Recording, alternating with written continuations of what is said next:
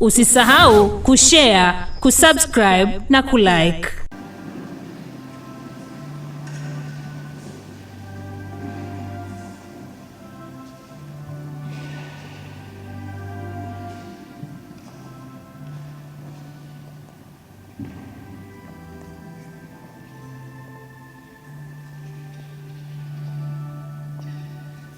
Somo katika waraka wa Mtume Yohani kwa watu wote.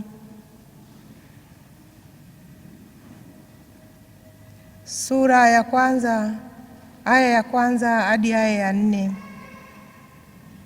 Lile lililokuwako tangu mwanzo, tulilolisikia, tuliloliona kwa macho yetu, tulilolitazama na mikono yetu ikalipapasa, kwa habari ya neno la uzima, na uzima huo ulidhihirika, nasi tumeona, tena twashuhudia, na kuwahubiri ninyi ule uzima wa milele uliokuwa kwa Baba, ukadhihirika kwetu.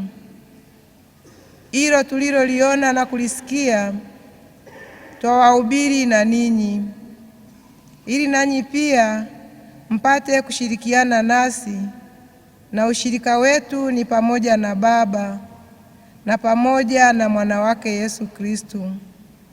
Na haya twayaandika ili furaha yetu itimizwe.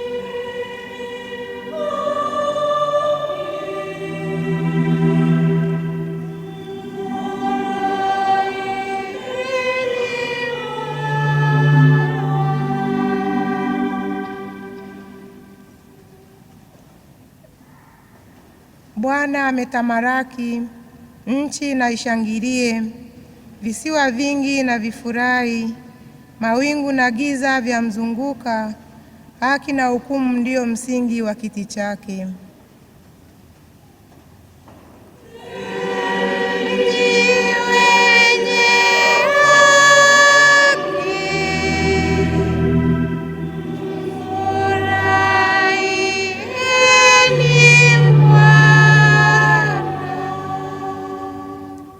Milima iliyeyuka kama nta mbele za Bwana wa dunia yote. Mbingu zimetangaza haki yake, na watu wote wameuona utukufu wake.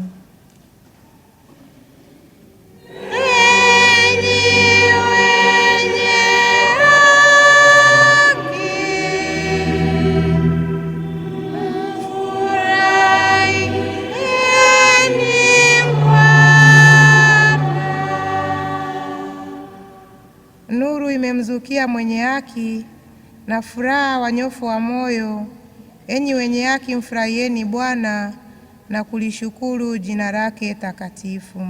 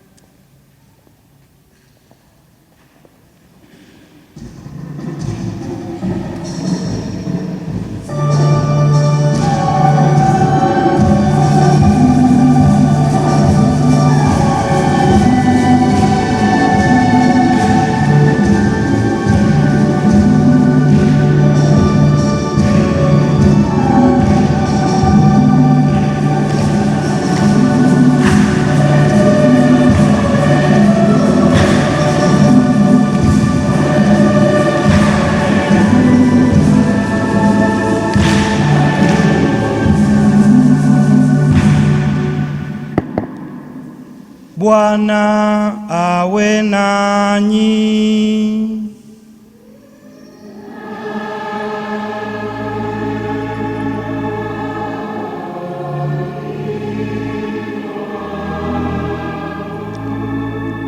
Somo la Injili takatifu ilivyoandikwa na Yohane.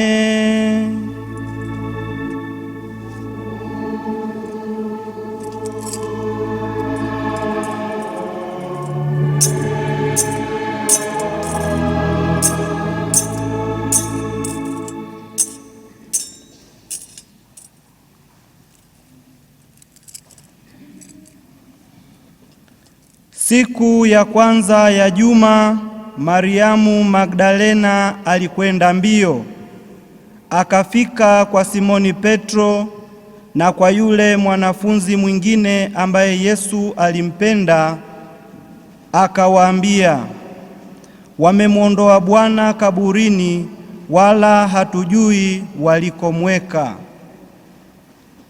Basi Petro akatoka na yule mwanafunzi mwingine, wakashika njia kwenda kaburini. Wakaenda mbio wote wawili, na yule mwanafunzi mwingine akaenda mbio upesi kuliko Petro, akawa wa kwanza kufika kaburini. Akainama na kuchungulia, akaviona vitambaa vya sanda vimelala, lakini hakuingia. Basi akaja na Simoni Petro akimfuata, akaingia ndani ya kaburi, akavitazama vitambaa vilivyolala, na ile leso iliyokuwako kichwani pake haikulala pamoja na vitambaa, bali imezongwa-zongwa mbali mahali pa peke yake. Basi ndipo alipoingia naye yule mwanafunzi mwingine aliyekuwa wa kwanza wa kufika kaburini, akaona na kuamini.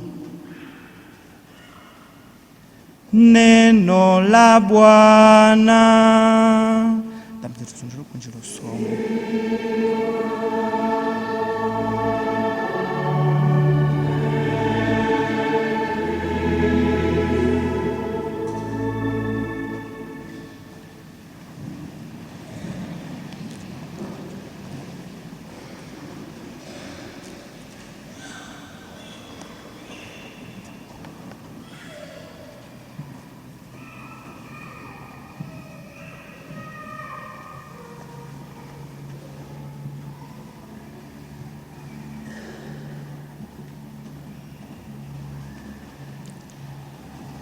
Tumsifu Yesu Kristo.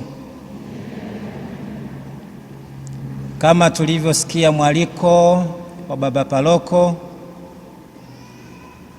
kwamba Mwenyezi Mungu ametukusanya hapa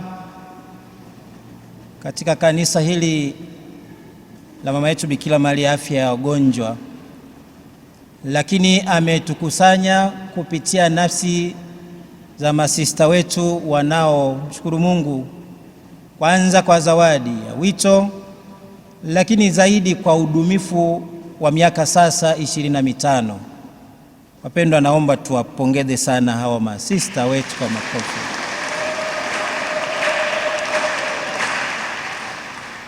Basi kwa vile wamejipanga kuadhimisha maadhimisho haya kwa zamu, na leo ni zamu ya Sister Adriana Kokunura, yeye ni zamu yake. Kwa hiyo kwa nafasi hii tunaomba tuungane naye kumshukuru Mungu kwa miaka hiyo 25 ya utawa. Ninaamini kama kila mmoja wetu angekuwa na uwezo wa kuingia kwenye nafsi za sista huyu, angekubaliana na mimi kwamba sista amebeba maneno ya shukrani. Nami niungane naye pamoja nanyi kumshukuru Mungu, lakini shukrani zetu hizi ziongozwe na maneno haya kwamba tumwambie Mungu au yeye amwambie Mungu pamoja nasi kwamba zawadi zako ni nyingi, zawadi zako ni nzuri, asante Bwana. Haya ndiyo yatakuwa ufupisho kabisa tena makini wa maneno yaliyoujaza moyo wa Sister Adriana. Anamweleza Mungu na kumshuhudia anapotafakari safari yake. Anamwambia, zawadi zako ni nyingi, zawadi zako ni nzuri. Bwana asante. Wapendwa katika maisha, fanya mambo ya maana, utaonekana wa maana na watu hawatakusahau. Narudia sentensi hiyo. Katika maisha wapendwa, fanya mambo ya maana, utaonekana wa maana na watu hawatakusahau. Tunaadhimisha maadhimisho haya ya kumshukuru Mungu kwa zawadi ya miaka 25 ya utawa kwa sista wetu, lakini kanisa likiwa bado katika shangwe za kuzaliwa kwa Mwokozi, na ni kipindi cha Oktava. Na leo kanisa linafanya sikukuu ya Mtakatifu Yohane Mwinjili, ambaye kweli yeye alifanya mambo ya maana na amebaki mtu wa maana, na ndio maana mpaka leo anakumbukwa. Mambo ya maana ni yapi wapendwa? Mambo ya maana ni matatu tu. Ukiyafanya utaonekana wa maana. Ukiyafanya tena kwa uaminifu hautasahaulika. Zaidi sana Mungu hatakusahau. Mambo hayo matatu ya maana ni haya. La kwanza, mjue Mungu. Hilo ni jambo la maana sana. Mjue Mungu.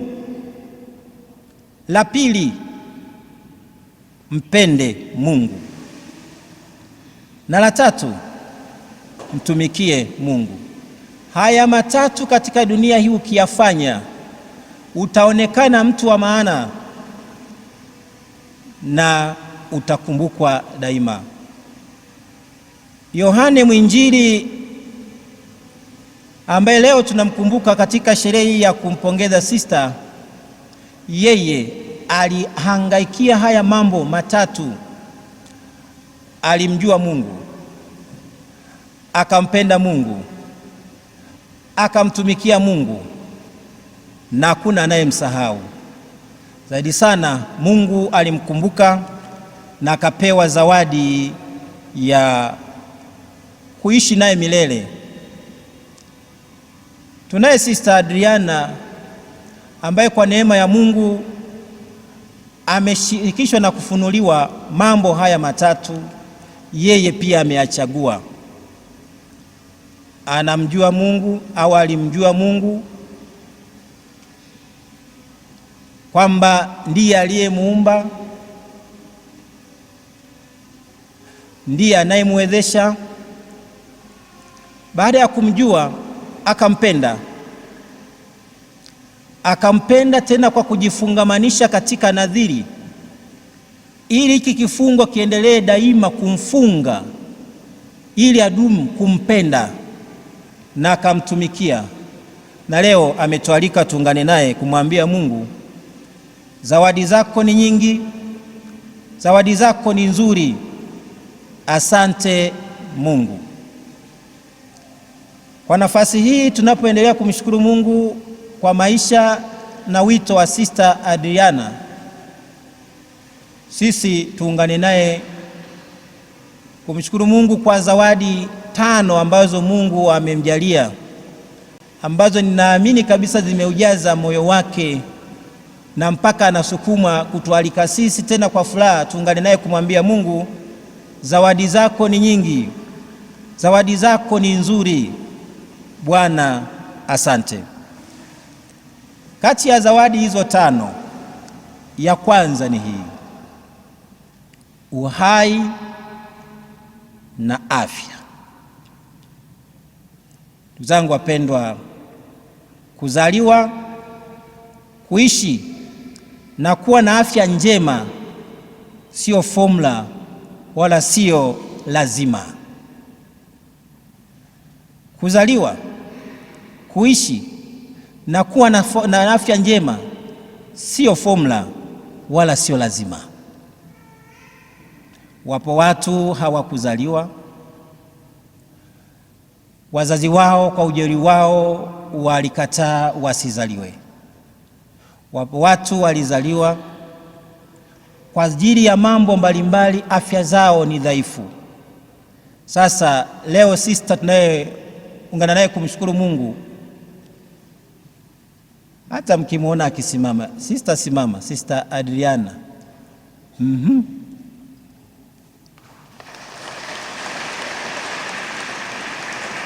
Si mnaona afya hiyo jamani? Ana utapiamlo hapo, mnaona ana afya, ni yuko hai na ana afya. Kwa hiyo swala tu la kuwa na afya ni tuungane naye kumshukuru Mungu kwa zawadi hiyo ya uhai na afya. Naomba sister uketi.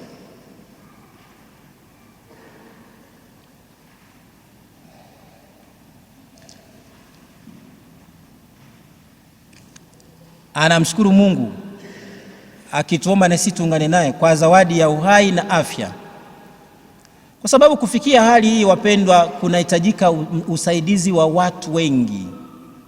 Mwanadamu tangu unapozaliwa, maisha yako yanategemea watu wengine, na jambo hili huwa tunaelezwa tangu mwanzo kabisa. Matukio mawili makubwa yanayomweleza mwanadamu kwamba wewe haujiwezi, unamhitaji Mungu na unawahitaji watu. Tukio la kwanza ni kuzaliwa. Unapozaliwa wewe ni tegemezi. Watakufunga nepi, watakuogesha, watakufanyia huduma zote, na hata anayekunyonyesha atakulazimishia kukupelekea unyonye mdomoni. Kwa hiyo ni hatua za mwanzo kabisa unaweza kwamba wewe mwanadamu hujiwezi, unahitaji msaada, wewe ni wa kusaidiwa. Hilo ni tukio la kwanza, tunaeleza la kwanza kabisa. Alafu tukio la pili ni pale tunapomaliza mwendo wetu, tunapokufa, tunahitaji pia usaidizi. Wewe ukifa unaweza kujizika jamani, wewe ukifa unaweza kujipeleka mochwari. Wewe utaona matukio mawili yote yanakwambia, unapoanza na unapomaliza, yote haya yamebeba kusaidiwa. Sasa sister yuko hapa, toka amezaliwa. Wale ambao umebahatika kupata historia yake, nafikiri aliitoa. Tunaeleza kwamba yeye alizaliwa tarehe 15 mwezi wa 4 mwaka 1976. Kwa sasa miaka 49. Safari yote hii ukiongelea habari za uhai na afya, hakika moyo unajaa mengi ya kumwambia Mungu asante. Zawadi zako ni nyingi, tena ni nzuri. Bwana asante. Kwa hiyo zawadi ya kwanza ambayo tunaungana naye sister kumweleza Mungu ni hiyo ya afya ya uhai. Basi anamwambia hakika zawadi zako Bwana ni nyingi, zawadi zako ni nzuri, asante. Sasa yeye amezaliwa akiwa ni mtoto wa 7 kati ya watoto 10. Sasa chukulia, vipi kama wazazi wake wangeishia watoto 2 au 3 au 5 au 6, yeye akiwa anashika nafasi ya 10, ingekuwaje? Au vipi kama Mungu angewaita wazazi wake mwaka mmoja tu wa ndoa yao, Sister Adriana, ingekuwaje? Au vipi kama wangefanya ujinga wa leo wa wanadamu kutotaka watu wazaliwe kwa kuwanyonga wangali tumboni, ingekuwaje? Sasa haya yote ukiyajumlisha, kwa kweli kwa swala tu la uhai na afya, limejaa shukrani nyingi sana kwa Mungu. Kwa hiyo ndio maana nasema kati ya zawadi hizi mojawapo ni hiyo uhai na afya. Zawadi ni 5 hizo. Ya kwanza ni hiyo, anamwambia Mungu, zawadi zako ni nyingi, zawadi zako ni nzuri, Bwana asante. Zawadi ya pili kati ya hizo 5 ni wito na udumifu. Wito wa utawa, lakini pia udumifu. Kwani wapendwa, waitwao ni wengi ila wateule ni wachache. Utawa ni zawadi, lakini pia ni wito. Watawa ni wengi ila wanaoishi utawa ni wachache. Kuanza utawa ni rahisi, ila kudumu katika utawa ni ngumu. Haya yote kama yeye ameweza kusafiri miaka sasa 25, ataachaje kuwa na neno hilo la kumwambia Mungu, zawadi zako hakika ni nyingi, ni nzuri. Asante kwa zawadi hii ya wito, lakini pia udumifu. Na wito huu tunaoongelea wapendwa, hasa wa utawa, ni wito wenye safari ndefu sana, ndefu iliyojaa vipimo mbalimbali. Safari ya wito wa utawa, nikidokeza machache tu ili kuona uzito wa neno la kumwambia Mungu asante kwa zawadi ya wito na udumifu, ni pale utakapopata nafasi ya kutafakari safari ya wito. Anaanzaje? Anafikaje? Anaendeleaje? Bahati nzuri binafsi pia nimebahatika sana kuwa karibu na watawa hawa wa Teresa, na wengi wao wananifahamu kabisa kwamba mimi ni mtawa pia Mteresa. Kwa hiyo walao yaliyoko ndani hasa katika safari ya wito mengi na yafahamu. Sijikumbuki vizuri kama Sister Adriana naye alianza na ile inaitwa njoo uone, yani come and see. Nyakati zao sijui, labda huenda imeanzishwa sasa na sister huyu mlezi sasa. Mama nani huyu? Mlezi wa mito ni nani? Mama Kirungu. Mama Kirungu. Lakini utaona kwa kweli kwamba kuna ile come and see, njoo uone basi kama mazingira yatakufurahisha. Unaona mwanzoni kabisa. Ukiona una be inspired, wasplant, unaanza wasplant. Na hii kwa kweli kwa kawaida karibu mwaka mmoja wewe unaonyesha hamu. Muone na hesabu hiyo miaka. Come and see, wasplant. Kwa kawaida uone mwaka mmoja. Unafurahishwa na nini? Alafu kitoka hapo unasajiliwa, unakuwa mkandidati zaidi ya mwaka mmoja karibu na miezi kadhaa. Bila shaka huko wanafanyia wapi? Ile kama wakandidati wanakuwa wapi? Mwemage. Alafu ukienda hapo unakuja upostulanti miezi kadhaa, karibu miezi 6 au zaidi ya hapo. Kutoka hapo unakuja unovisi miaka 2. Hivi mnahesabu miaka au ni wapenzi tu watazamaji na wasikilizaji?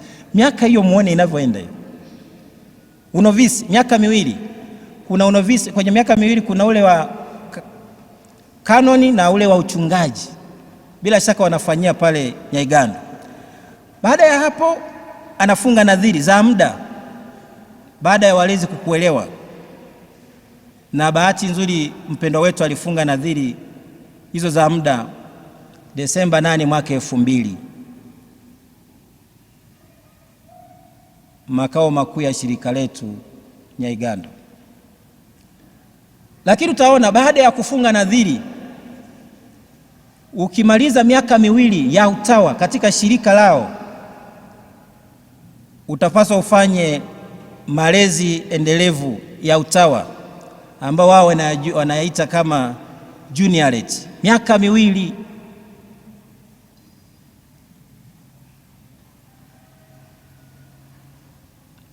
Lakini pia unapokaribia kufunga nadhiri za daima, wanakupeleka Betania. Betania pale, wala ambao mjui, utakuta na wazee wetu ambao wamekaa kwenye shirika hili kwa muda, wanatunzwa hapo, na utapaswa kwenda kuwahudumia.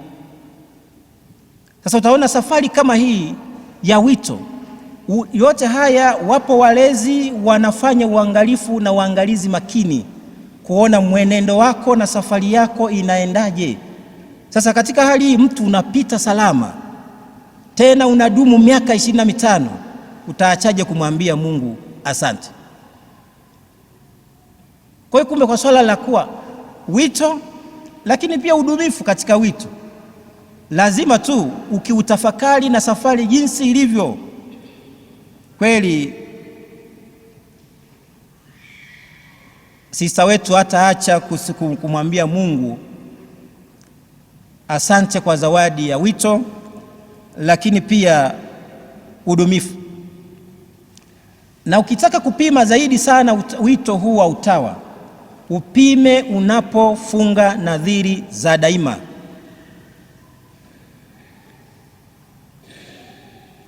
Nadhiri za daima, kwa sababu madai ya nadhiri za daima yanakudai mambo makubwa yafuatayo haya. Ukifunga nadhiri za daima, manake unaelezwa uache kujipenda mwenyewe, bali mpende Mungu. Ukifunga nadhiri za daima, unaongeza mapendo kwa Mungu na kupunguza umimi. Ukifunga nadhiri za daima, unasema ndio kwa Mungu na kusema hapana kwa nafsi yako. Ukifunga nadhiri za daima, unasema hapana kwa dunia hii na fahari zake na kusema ndio kwa mapenzi ya Mungu. Ukifunga nadhiri za daima, ni wito wa kumpenda Mungu bila kujibakiza. Sasa haya ndiyo maana kudumu katika wito wa utawa sio kitu chepesi. Ndio maana sister, tuungane naye kumwambia Mungu, hakika zawadi zako Bwana ni nyingi, zawadi zako ni nzuri. Mungu asante. Hizo ni zawadi 2 kati ya zawadi 5 ambazo sister wetu anamweleza Mungu akimshukuru. Zawadi ya 3 ni utume na bidii. Kama tunavyojua wapendwa, kuitwa kunaendana na kutumwa. Kuna kutumwa ukafanya ya yule aliyekutuma, ama kutumwa ukafanya yako. Na ukitumwa ukienda kufanya yako, haukatizi. Ukitumwa ukienda kufanya ya yule aliyekutuma, utapata neema, utapata baraka na utaonja furaha ya udumifu katika utume. Sasa mwenzetu huyu, kwa macho yetu na hasa ambao tumebahatika kumfahamu, utagundua kweli amefanya bidii mno ya kutumwa, akafanya ya yule aliyemtuma, na si kutumwa ukafanya ya kwako.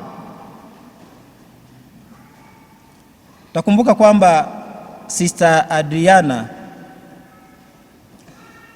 tuungane naye anapotafakari kwanza katika utume, alafu na bidii.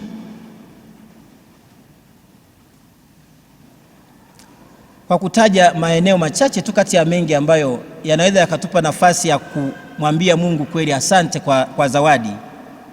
Mtakumbuka kwamba sister huyu amekwisha kufanya utume katika convent ya Bugando, jimbo kuu la Mwanza, akifanya huduma nyumba ya masista. Lakini pia kwa taaluma yake ya uuguzi na ukunga, ameweza kuhudumia katika hospitali ya Rubya na kituo cha afya Kashozi, na sasa katika hospitali ya Sengerema akihudumu kama matroni wa hospitali. Mimi sister huyu nimebahatika tu kumsikia, kumwona live kwa kweli ni mara yangu ya kwanza leo. Mpigie makofi jamani, leo ndo nimemwona sister huyu.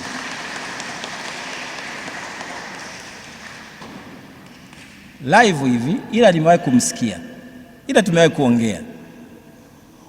Na kitu kilichokuja kunishangaza sana kuhusu utume wa sister huyu, pengine sijawahi kumwambia. Sasa nisisubiri azikwe alafu nikaanza kujiongelesha kwenye kaburi lake. Mimi niyaseme hapa sasa. Miaka 2 iliyopita mmoja, shangazi yangu alipata shida ya mguu ule ulianza kuoza. Wale ndugu zangu kule kijijini wakaanza akauguza ikashindikana, mguu kabidi tuje hapa Sengerema hapa. Sikatokeaje nikaa naongea na sister huyo, mama Kirungu huyo. Ananiambia kuna sister Adriana, hebu ongea naye hapa. Tena ananitania anasema, sister huyu si ni mwanashirika? Ongea na sister mwanashirika mwenzako anaitwa Adriana. Hizi hapa namba zake. Mwambie. Nikaongea naye sister, asikae hata kumuona. Anambia kuna shangazi yangu ni mgonjwa na mimi huko mambo ndo amenibana sister. Sister huyu alipokea jambo hili, yaani lake kabisa, amehangaika. Na ndugu zangu amekaa hospitalini zaidi ya mwezi hapo. Anahangaika tufanye nini? Mpaka shangazi alikazwa mguu. Amehangaika mno, unaona mimi sipo, lakini unaona zile jitihada za sema huyu walioitwa ni wengi, lakini huyu naye ni miongoni mwa watu walioitwa kweli wakaitika. Sister ongela, na kwa kweli tumpigie makofi sister. Ninaamini si tu mimi niliyewahi kuonja faraja yake, ni wengi wanaoonja faraja yake kwa namna zake.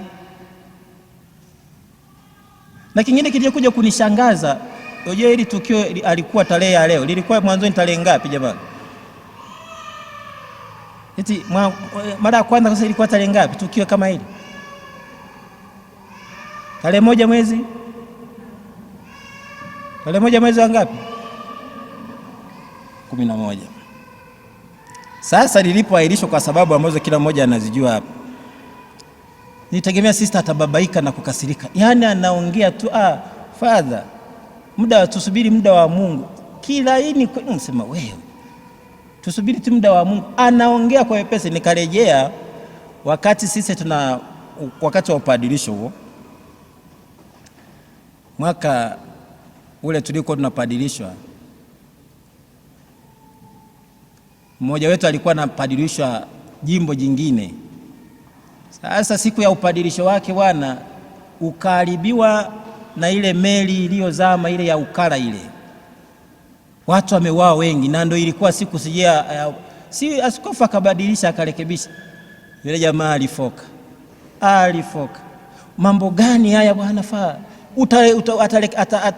Atabadilishaje? Anabadilishaje haya? Kwani hiki na hiki kina uhusiano gani? Unaona? Nikarejea hayo mambo. Alafu sister kimya tu. Anavyoona kwa furaha, sema father, subiri muda wa Mungu ufike. Utaona ni moyo wa ajabu sana wa sister huyu.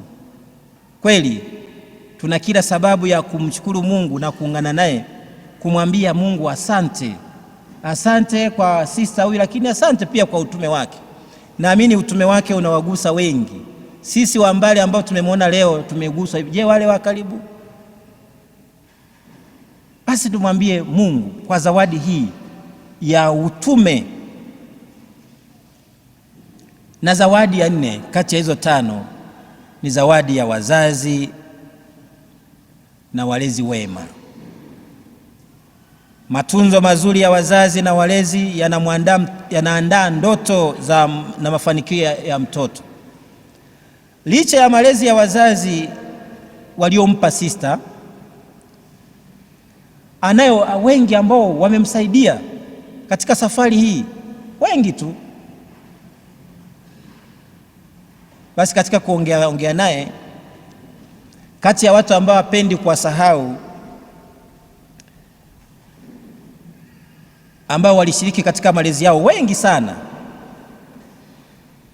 anamkumbuka pia mama yake mkubwa Bi Paulina Lucas ambaye sasa ni marehemu, ambaye anaweza kuwakilisha wengi tu ambao wanaweza kugusa maisha yake, jinsi walivyomhangaikia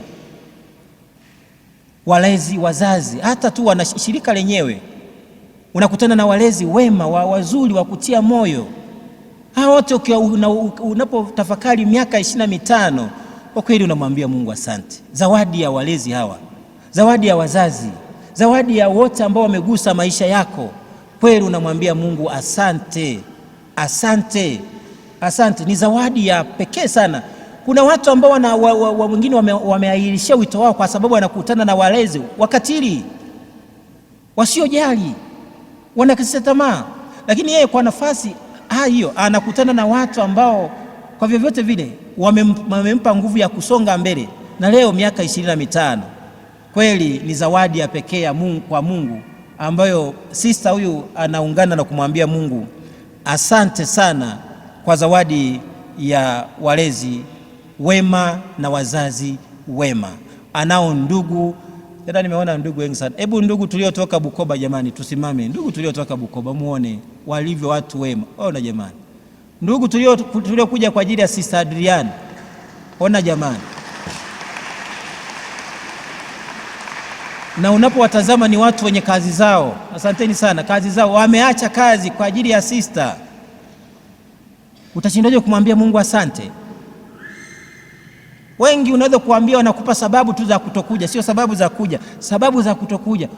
Sitaweza kuja, mke wangu sasa ana kichomi. Sitaweza kuja, nini hivyo. Lakini unaona watu wengi kama hivi. Kweli naamini moyo wa sister umejawa sana shukrani kwa Mungu kwa zawadi ya hawa ndugu, jamaa, wazazi na walezi ambao wamekuwa sababu ya safari yake ya utawa, na sasa miaka 25.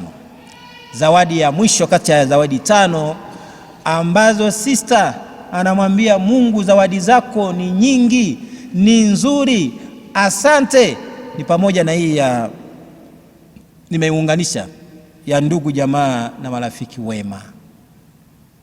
Ndugu, jamaa na marafiki wema. Wapo ambao katika mahusiano yake walisimama kama vikwazo. Wapo wote hao wanaingia kwenye kundi tu la watu wema.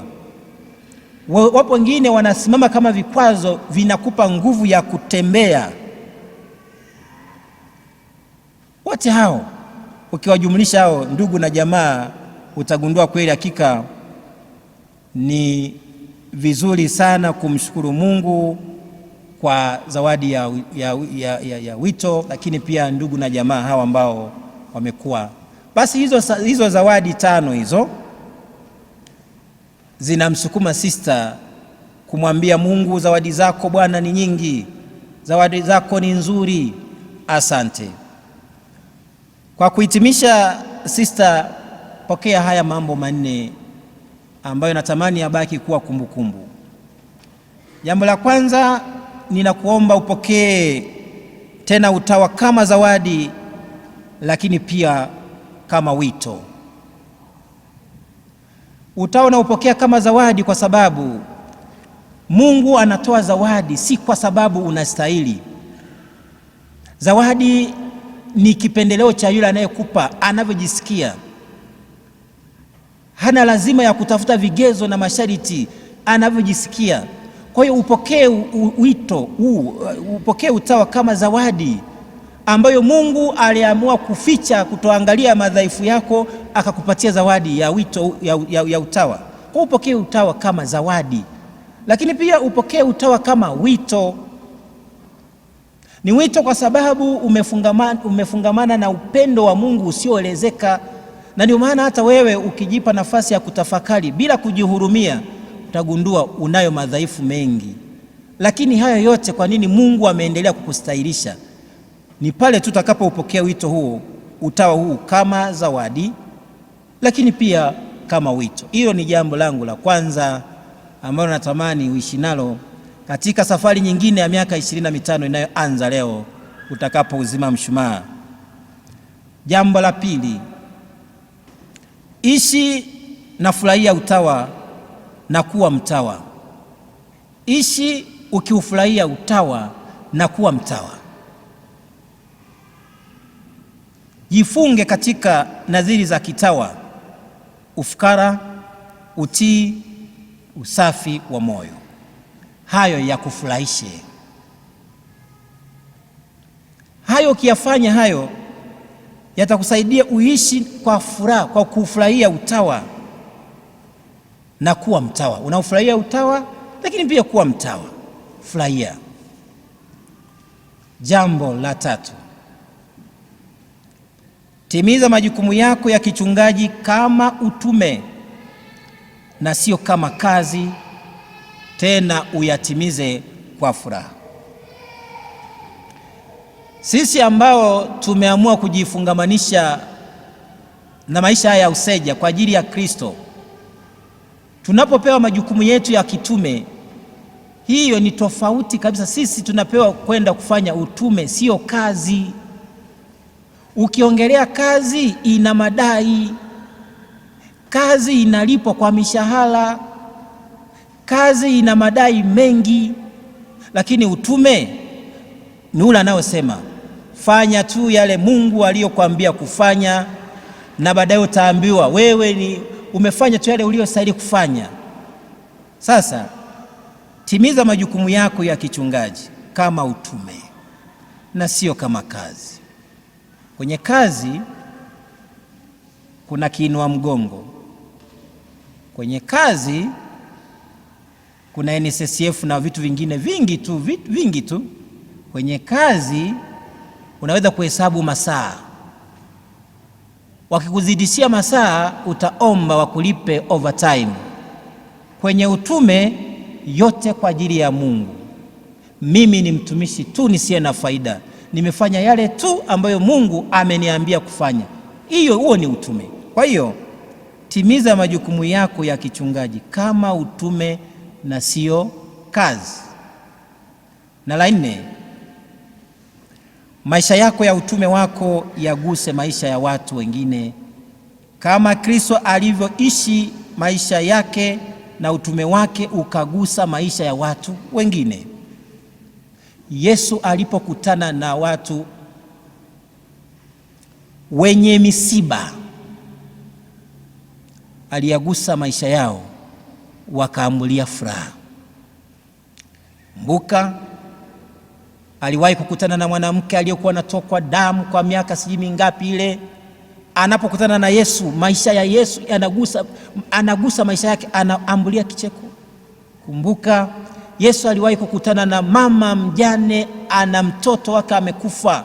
Anapokutana na Yesu anarudisha afya ya yule mtoto, yule mama anapata furaha. Kumbuka Yesu aliwahi kukutana na watu walio vipofu, alipokutana nao wakarudishiwa kuona. Kwa hiyo maisha yanayogusa, utume unaogusa maisha ya watu. Hayo mambo manne yazingatie, yatakusindikiza katika safari nyingine ambayo unaanza ya miaka 25. Na kutakia sherehe njema na maadhimisho mema ya furaha. Naungana nawe tena pamoja na wote tulioko hapa kumwambia Mungu kuwa hakika zawadi zako Bwana ni nyingi, zawadi zako ni nzuri. Mungu asante. Tumsifu Yesu Kristo.